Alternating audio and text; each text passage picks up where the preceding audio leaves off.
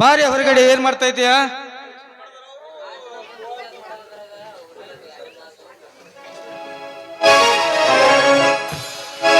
ಏನ್ರಿ ಅಷ್ಟೊಂದು ಅವಸರದಿಂದ ಕರೀತಾ ಇದ್ರಲ್ಲ, ಏನಾಯ್ತು? ನೋಡು, ನಿನ್ನ ಸಲುವಾಗಿ ಒಂದು ಸಿಹಿ ಸುದ್ದಿ ಹೇಳಲು ಬಂದಿರುವೆ. ಏನು ಸಿಹಿಯಾದ ಸುದ್ದಿನ? ಏನ್ರಿ ಅಂತ ವಿಷಯ? ನೋಡು, ಹೋದ ವರ್ಷ ಅಮೆರಿಕೆಗೆ ನಾನು ಒಂದು ಲೆಟರ್ ಹಾಕಿದ್ದೆಲ್ಲ, ಹೌದು. ಅದು ಅರ್ಜಿ ಕೂಡ ಬಂದಿದೆ. ನಾನು ಅರ್ಜೆಂಟ್ ಆಗಿ ಅಮೆರಿಕಕ್ಕೆ ಹೋಗ್ಬೇಕು. ಏನು, ನೀವು ಅಮೆರಿಕಾಗ ಹೋಗ್ತಾ ಇದ್ದೀರಾ? ಅಂದ್ರೆ ನೀವು ಯಾಕೆ? ಅಮೆರಿಕ ಅಂದ್ರೆ ಎಷ್ಟು ಗಾಬರಿ ಪಡ್ತಿದೆಯಲ್ಲ, ಯಾಕೆ? ರೀ, ಗಾಬರಿ ಪಡ್ದೆ ಇನ್ನೇನ್ರಿ? ಗಾಬರಿ ಪಡ್ದೆ ಇನ್ನೇನು? ನನ್ನನ್ನು ಬಿಟ್ಟು ಬಹುದೂರ ಹೋಗಿ ಅಲ್ಲೇ ಇರ್ತೀರಾ? ಇಲ್ಲ ರೀ, ಇಲ್ಲ. ನಿಮ್ಮನ್ನು ಬಿಟ್ಟಿರೋದಕ್ಕೆ ಹೇಗ್ ಸಾಧ್ಯ ಹೇಳಿ, ಹೇಗ್ ಸಾಧ್ಯ? ನೋಡು ಸಾವಿತ್ರಿ, ನಾನು ನನ್ನ ಮಗನ ಸಲುವಾಗಿ ನಾನು ಹೋಗಲೇಬೇಕು. ನೀನೇನು ಚಿಂತೆ ಮಾಡಬೇಡ. ರೀ, ಅಕ್ಕನ ಬಗ್ಗೆ ನಿಮಗೆ ಗೊತ್ತೇ ಇದಲ್ವಾ? ಅವ್ರು ಎಷ್ಟು ಕಾಟ ಕೊಡ್ತಾರೆ ಅಂತ. ಇನ್ನು ಮಾವ ಅಂತೂ ಕುಡಿದ ಅಮಲಿನಲ್ಲೇ ಇರ್ತಾರೆ. ಹಾಗೆ ಆ ಕಾಳಿಂಗನ ಬಗ್ಗೆ ನಿಮಗೆ ಚೆನ್ನಾಗಿ ಗೊತ್ತಿದೆ ಅಲ್ಲ ಸ್ವಾಮಿ? ನನಗೆ ಬಿಟ್ಟು ಹೇಗೆ ಹೋಗ್ತಾ ಇದ್ದೀರಾ? ನೋಡು ಸಾವಿತ್ರಿ, ನಾನು ಹೋಗುವೊಳಗಾಗಿ ನೀವು ಕಣ್ಣೀರು ಹಾಕಬಾರ್ದು. ಯಾವತ್ತೂ ನೀನು ನಗುತ್ತಾ ಇರಬೇಕು. ಇದೇ ಸಂತೋಷದಲ್ಲಿ ಒಂದು ಹಾಡು ಹೇಳ್ಬಿಡ್ತೀಯಾ ಚಿನ್ನ? ಆಯ್ತು ರೀ, ಆಯ್ತು. ಹೃದಯ ಮಿಟಿದಾಗ ಶ್ರುತಿಯು ಮೂಡಿದಾಗ ನೀನೇ ನನ್ನ ಜೀವ, ನಾನೇ ನಿನ್ನ ಭಾವ. ಹೃದಯ ಬೇಟಿದಾಗ ನೀನೇ ನನ್ನ ಜೀವ, ನಾನೇ ನಿನ್ನ ಭಾವ.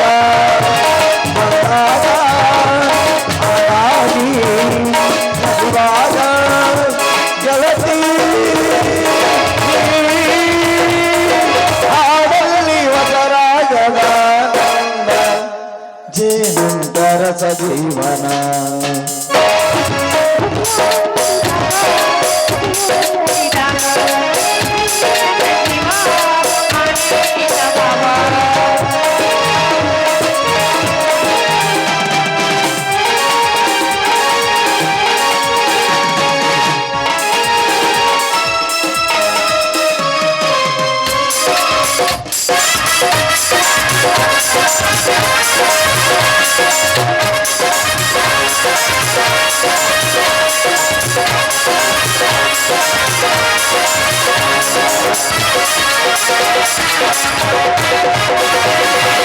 ಒಲವು ಸಂಗೀತದಂತೆ ಚಲುವು ಶೃಂಗಾರದಂತೆ, ಒಲವು ಸಂಗೀತದಂತೆ ಚಲುವು ಶೃಂಗಾರದಂತೆ, ಜೀವನ ತಾರದ ಭಾರ ಮನಸ್ಸಿನ ಭಾವನೆ ಮನಸ್ಸಿನ ಕಲ್ಪ ಎಲ್ಲವೂ ಪ್ರೇಮದ ಆರಾಧನೆ.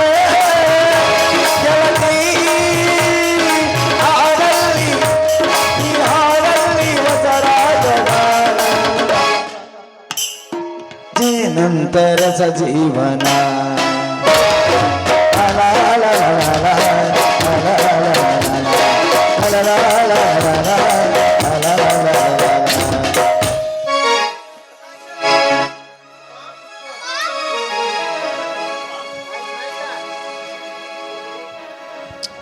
ಮಗು ಈಗ ಬಂದೇನಪ್ಪ?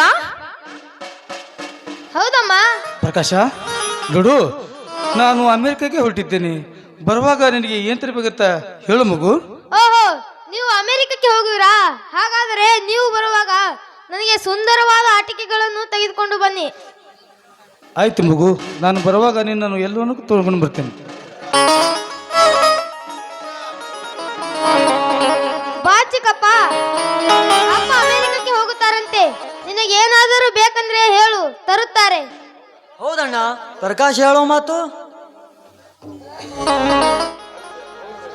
ಹೌದು ರವಿ, ನಾನು ಕೆಲಸದ ಸಲುವಾಗಿ ಅಮೆರಿಕೆಗೆ ಹುಟ್ಟಿದ್ದೇನೆ. ಬರುವಾಗ ಅವನಿಗೆ ಏನು ಬೇಕು ಅದನ್ನು ಎಲ್ಲ ತೆಗೆದುಕೊಂಡೇ ಬರ್ತೀನಿ. ಅಮೆರಿಕದ ದೊಡ್ಡ ಕಂಪನಿಯಲ್ಲಿ ಇಂಜಿನಿಯರ್ ಕೆಲಸ ಸಿಕ್ಕಿದೆ. Very lucky man brothers. ಏನಂತೆ? ನೀನು ಕಾಲೇಜಿನಲ್ಲಿ ಫಸ್ಟ್ ಕ್ಲಾಸಲ್ಲಿ ಪಾಸ್ ಆಗಿದ್ದೀಯಾ? Good, very good.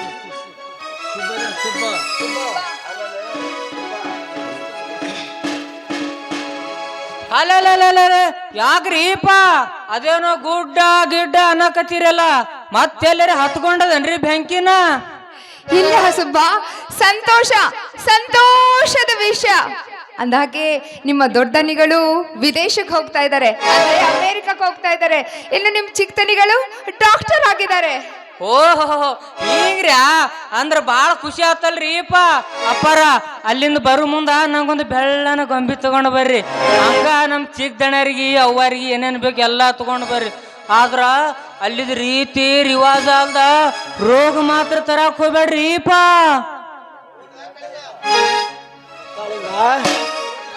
ನೋಡಿದ್ರ ಕಾಳಿಂಗ, ಇವರೆಲ್ಲ ಉಂಡೂಟು ಮನೆಯಲ್ಲಿ ಹೇಗೆ ಹೊರಟೆ ಹೊಡಿತಿದ್ದಾರೆ.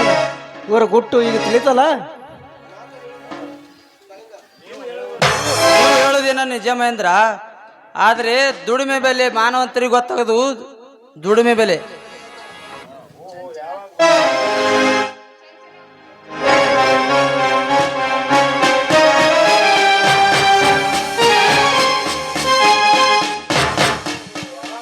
ಯಾವಾಗ ಬಂದ್ರಿ? ಇರಿ ಕುಳಿತುಕೊಳ್ಳಿ, ಕಾಫಿ ತರ್ತೀನಿ. ಛೇ ಸದ್ಯಕ್ಕೆ ಅದರ ಅವಶ್ಯಕತೆ ಇಲ್ಲ. ಬರುವಾಗ ಬಾರ್ನಲ್ಲಿ ಎಲ್ಲ ಮುಗಿಸ್ಕೊಂಡೇ ಬಂದಿದ್ದೇವೆ. ಅದೇನೋ ಅರ್ಜೆಂಟ್ ಕೆಲಸ ಅಂತ ಹೇಳಿದ್ರು. ಇದೇ ನೋಡಿ ಇವರನ್ನು ಹೇಗೆ ಮಂಕಾಗಿದ್ದಾರೆ. ಯಾವುದೋ ಗಹನವಾದ ವಿಚಾರವನ್ನು ಮಾಡಿಕೊಂಡು ಮಾತೇ ಆಡುತ್ತಿಲ್ಲ ನೋಡಿ. ಮತ್ಯಾವ ವಿಚಾರದಲ್ಲಿ ಇರ್ತಾರೆ ಪಾಪ. ಫ್ಯಾಕ್ಟ್ರಿ ತುಂಬಾ ಎಲ್ಲ ನಷ್ಟದಲ್ಲಿದೆ. ಮುಂದೆ ಆಗೋ ವಿಚಾರದಲ್ಲಿ ಮಗನಾಗಿರ್ತಾರೆ. ಎಷ್ಟೋ ಸಲ ಹೇಳಿದ್ದೇನೆ, ಎಲ್ಲಾ ಜವಾಬ್ದಾರಿ ಒಬ್ಬರೇ ಹೊರಬೇಡ್ರಿ, ಎಲ್ಲರಿಗೂ ಒಪ್ಪಿಸ್ರಿ ಅಂತ. ನನ್ನ ಮಾತೇ ಕೇಳುತ್ತಿಲ್ಲ. ಏನು ಮಾಡುವುದು? ಕತ್ತೆಯಂತೆ ಒಬ್ಬರೇ ದುಡಿದು ಎಲ್ಲಾ ಚಿಂತೆಯನ್ನು ತಮ್ಮ ಮೈ ಮೇಲೆ ಹಾಕಿಕೊಂಡು ಯಾವ ಕೆಲಸವನ್ನು ಯಾರಿಗೂ ಒಪ್ಪಿಸುವುದಿಲ್ಲ. ಇರ್ಲಿ ಬಿಡ್ಲಿ ಚಂಚಲ ಅವ್ರೆ, ನೀವೇಕೆ ಚಿಂತೆ ಮಾಡ್ತೀರಿ? ನಾನಿಲ್ವೇ? ನಾನು ಇರೋ ತನಕ ಯಾವ್ದಕ್ಕೂ ಭಯ ಪಡಬೇಡಿ. ಸಮಸ್ಯೆಗಳೆಲ್ಲ ಒಂದೊಂದು ಬಗೆಹರಿಸಿ ಒಂದು ದಡಕಿ ಮುಟ್ಟಿಸಿ ಬಿಡ್ತೀನಿ, ಆಯ್ತೆ? ಅಯ್ಯಯ್ಯೋ ಕಾಳಿಂಗ, ನೀವಾದರೂ ಇದಕ್ಕೆ ಸಾಥ್ ಕೊಡ್ತೀನಿ ಅಂತ ಹೇಳಿದ್ರಲ್ಲ, ಅಷ್ಟು ಸಾಕು ನನಗೆ.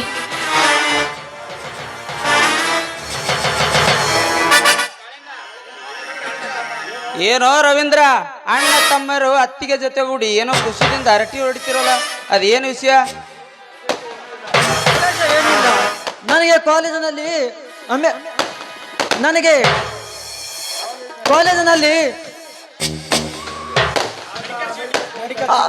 ಕಾಲೇಜಿನಲ್ಲಿ ಮೆಡಿಕಲ್ ಸೀಟ್ ಸಿಕ್ಕಿದೆ.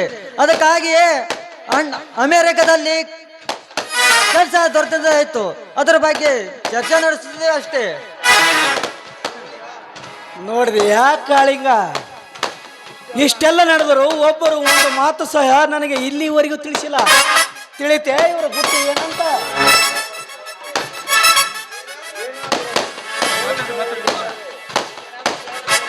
ಅಣ್ಣ, ಏನಾದರೂ ನಿನ್ನಲ್ಲಿ ಕೇಳದೆ ಬಂದರೆ ನೀನು ಹಾಗೆ ಹೇಗೆ ಅಂತ ಕೇಳ್ತೀಯ? ನೀನು ಕುಡ್ದೆ ಹಾಗೆ ಇರ್ತೀಯ. ನಾವು ಹೇಗೆ ಕೇಳಬೇಕಣ್ಣ ನಿನ್ನನ್ನು? ಅಯ್ಯಯ್ಯಯ್ಯಯ್ಯಯ್ಯೋ, ನೋಡಿದ್ರಾ ಹಿರಿಯಣ್ಣನ ಮೇಲೆ ಕುಡ್ದ ಅಂತ ಅಪೋದನ ಹಾಕ್ತಾ ಇದ್ದಾನೆ. ಹಿರಿಯಣ್ಣ ಹೇಗಿದ್ಯಾ, ಏನ್ ಮಾಡ್ತಿದ್ಯಾ ಅಂತ ಏನು ಕೇಳಲ್ಲ. ಕುಡ್ದಿದ್ಯಾ ಅಂತ ಅಪೋದ ಅಷ್ಟೇ ಹಾಕ್ತಾನೆ.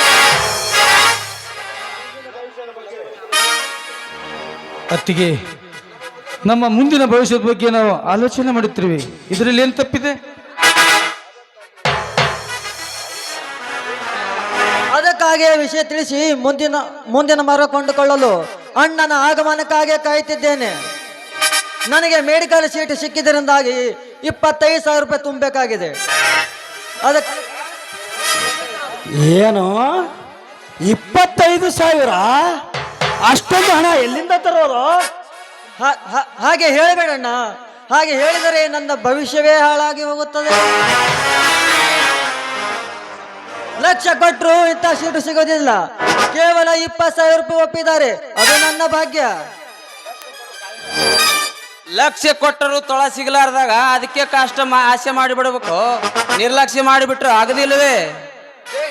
ನಿರ್ಲಕ್ಷ್ಯ ಮಾಡಿದ್ರೆ ನನ್ನ ಭವಿಷ್ಯವೇ ಹಾಳಾಗಿ ಹೋಗುತ್ತದೆ. ಅಯ್ಯಯ್ಯಯ್ಯಯ್ಯಯ್ಯೋ, ಅಣ್ಣನ ಜೀವ ಹೋದ್ರೂ ಚಿಂತೆ ಇಲ್ಲ, ಇವರಿಗೆ ದುಡ್ಡು ಬೇಕಂತೆ. ದುಡ್ಡು ಅಲ್ಲ, ದುಡ್ಡು ಕೊಡೋದಕ್ಕೆ ನಿಮ್ಮ ಅಪ್ಪನ ಮನೆಯಿಂದ ತಂದಿಟ್ಟಿದ್ದೀರೇನೋ? ಕೇಳಿದ್ರೇನ್ರಿ ಇವ್ರ ಮಾತುಗಳನ್ನ? ನಮ್ಮ ಹತ್ರ 1 ರೂಪಾಯೂ ಇಲ್ಲ, ಏನು ಕೊಡುವುದಿಲ್ಲ. ಹಾಗಾದ್ರೆ ಹೇಗೆ ದೊಡ್ಡಮ್ಮ? ಚಿಕ್ಕಪ್ಪ ಇನ್ನು ಚಿಕ್ಕನಲ್ಲವೇ? ನೀವು ಕೊಡದಿದ್ದರೆ ಮತ್ತಾರು ಕೊಡಬೇಕು ಹೇಳಿ? ಏ ತಲೆ ಹೇಳ್ತೆ, ಮುಚ್ಚ ಬಾಯ್. ಏನೋ ನನ್ಗೆ ಬುದ್ಧಿ ಹೇಳ್ತೀನೋ? ಅಕ್ಕ, ಯಾಕಕ್ಕ ನನ್ ಮಗನ್ ಹೊಡಿತಾ ಇದ್ಯಾ? ಅವ್ನು ಹೇಳೋದು ಸರಿಯಾಗಿ ಇದೆಯಲ್ಲ, ಯಾಕೆ ಹೊಡಿತಾ ಇದ್ಯಾ?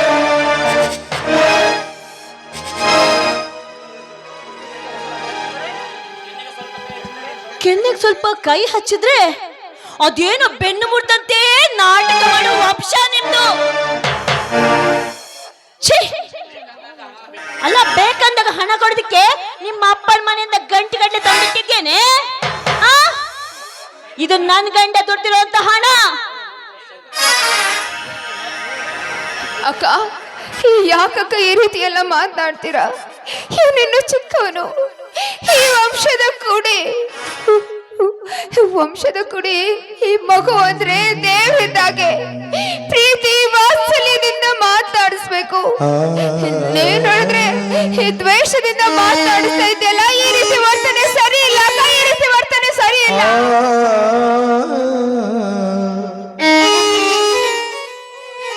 ಓಹೋ, ಎಷ್ಟೊಂದು ಕಷ್ಟಪಟ್ಟು ದುಡ್ದು ಹಾಕಿದಾರಂತ ಅನ್ಕೋಬೇಕು. ಹೇಳುವ ಮಾತನ್ನೆಲ್ಲ ಕೇಳಿಸಿಕೊಂಡು ಕೊಡೋದಿಕ್ಕೆ ಏನು ನಾವು ಗಂಟುಗಟ್ಟಲೆ ಇಟ್ಕೊಂಡಿಲ್ಲ ಇಲ್ಲಿ. ನೀತಿ ಕೆಟ್ಟವ್ರೆ. ಬೇಡಿ, ಯಾರೋ ಹಣ ಕೊಡಬೇಡಿ. ನಾನು ಎಲ್ಲಾದರೂ ಹೋಗಿ ಕೂಲಿ ಮಾಡಿ ಕಲಿಯುತ್ತೇನೆ. ನಿಂತ್ಕೊಳಪ್ಪ, ನಿಂತ್ಕೋ. ಶ್ರೀಮಂತಿಕೆಯಿಂದ ನೀನು ಕಾಲೇಜ್ ಮೆಟ್ಟಲತ್ತಿದ್ಯಾ, ಈಗ ಎಲ್ಲಾದ್ರೂ ಹೋಗಿ ಕೂಲಿ ಮಾಡ್ತೀನಿ ಅಂತ ಹೇಳ್ತಾ ಇದೆಯಲ್ಲ, ಅದನ್ನ ನೋಡ್ಕೊಂಡಿರುವಂತ ಶಕ್ತಿ ನಮ್ಮಲ್ಲಿಲ್ಲಪ್ಪ, ನನ್ನಲ್ಲಿಲ್ಲ. ತಗೋ ಈ ಸರ.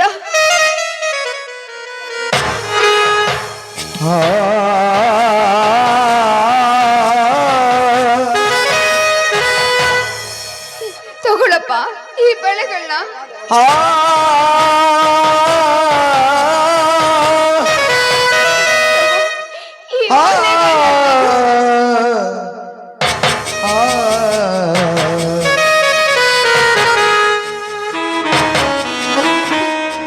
ನೋಡಪ್ಪ, ನೀನು ಓದಿ ದೊಡ್ಡ ವಿದ್ಯಾವಂತನಾಗಿ ಈಗ ಒಂದು ಉದ್ಯೋಗ ಪಡೆದಿದ್ಯಾ. ಜನಗಳ ಸೇವೆ ಮಾಡ್ಬೇಕು ಅನ್ನೋದೇ ಈ ಅತ್ತಿಗೆ ಆಸೆನಪ್ಪ, ಅತ್ತಿಗೆ ಆಸೆ. ಯಾವಾಗ್ಲೂ ನನ್ನ ಆಶೀರ್ವಾದ ನಿನ್ ಮೇಲೆ ಇರುತ್ತಪ್ಪ, ಯಾವಾಗ್ಲೂ ನನ್ನ ಆಶೀರ್ವಾದ ನಿನ್ ಮೇಲೆ ಇರುತ್ತೆ. ತಲೆ ಚಿಕ್ಕಮ್ಮ, ನನಗೆ ದಿನಾಲು ಚಾಕ್ಲೇಟ್ ತಿನ್ನಲು ದುಡ್ಡು ಕೊಡ್ತೀಯಲ್ಲ, ಅದೆಲ್ಲ ಹಾಗೆ ಕೊಟ್ಟಿದ್ದೇನೆ, ಕೊಡ್ತೀನಿ ತಡಿ. ರೀ, ನಿಮ್ ಕೈಯಲ್ಲಿರೋ ಉಂಗ್ರನು ಕೊಡಿ. ಆಸೆಗಳ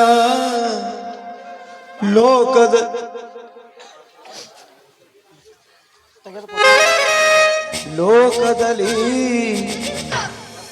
ಕತೆಗಳ ಬರೆದಂತೆ ಇದನ್ನು ಮಾರಿ ಹಣ ತೆಗೆದುಕೊಚ್ಚ. ಜೀವನದ ಪುಟಗಳಲ್ಲಿ ಕತೆಗಳ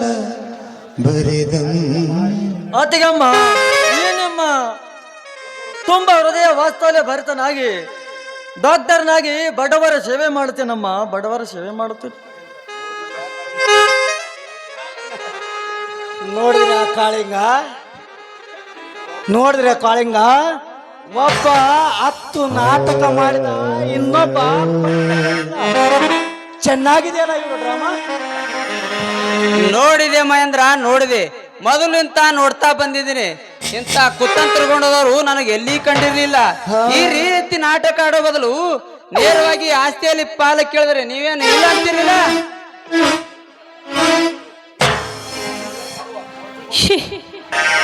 ಇವರಿಗೆ ಆಸ್ತಿಯಲ್ಲಿ ಪಾಲೆ ಸಾಧ್ಯವಿಲ್ಲ. ನೋಡಿ, ಇವರಿಗೆ ಆಸ್ತಿಯಲ್ಲಿ ಪಾಡುಕೊಳ್ಳೋದಕ್ಕೆ ನನ್ನ ಅನುಮತಿ ಇಲ್ಲವೇ ಇಲ್ಲ.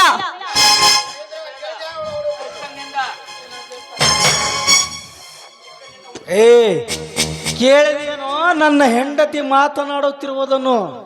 ಹಾ, ಕ್ಷಣ ಸಹಿತ ನಿಲ್ಲದಿರೋ ನನ್ನ ಮನೆಯಲ್ಲಿ.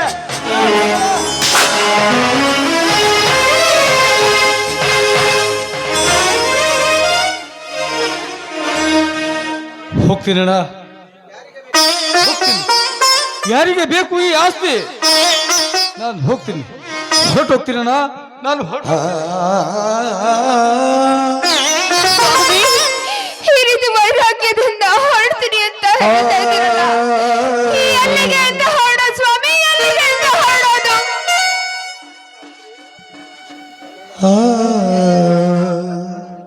ನೋಡು ಸಾವಿತ್ರಿ, ಎಲ್ಲಿ ಆದ್ರೂ ದೂರ ಹೋಗಿ ಬದುಕೋಣ.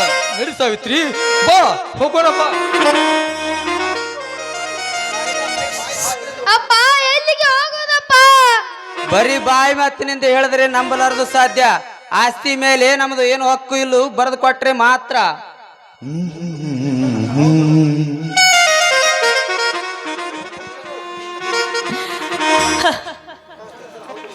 ಹೌದು, ನೀವು ಹೇಳುದು ನಿಜವೇ. ಅಲ್ಲ, ನಾಳೆ ನೀವು ನಮ್ಮ ಮೇಲೆ ಅಧಿಕಾರವನ್ನು ತೋರಿಸಿದರೆ? ಒಂದು ನಿಮಿಷ ರೀ, ಸ್ಟ್ಯಾಂಪ್ ತಗೊಂಡ್ಕೊಂಡು ಬರ್ತೇನೆ.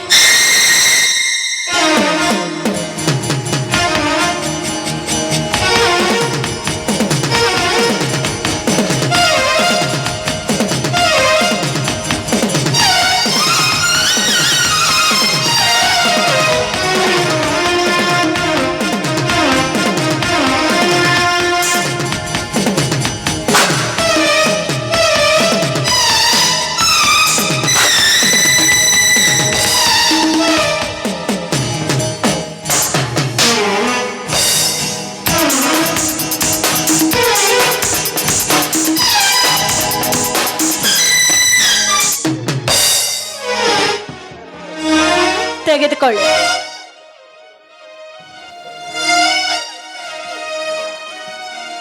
ಸರಿಯಾಗಿ ಸಹಿ ಮಾಡಿ ಅವರಿಗೂ ಕೊಡಿ. ಸಹಿ ಮಾಡಿಯೇ ಹೋಗಬೇಕು.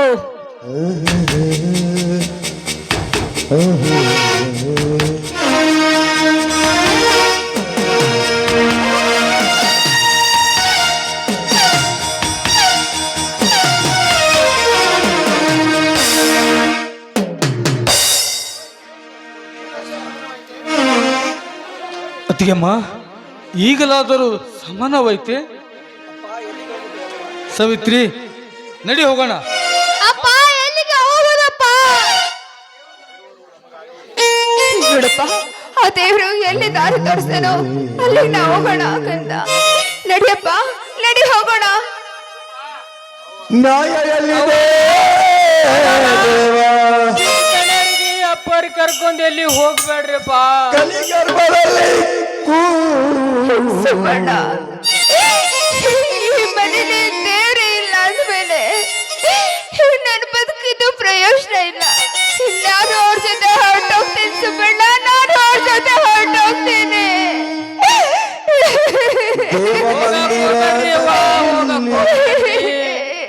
ದೇವರು ಕಾಣಲು ಎಲ್ಲ ನ್ಯಾಯ ಮಂದಿರದಲ್ಲಿ ನ್ಯಾಯವೂ ಸಿಗಲೇ ಇಲ್ಲ.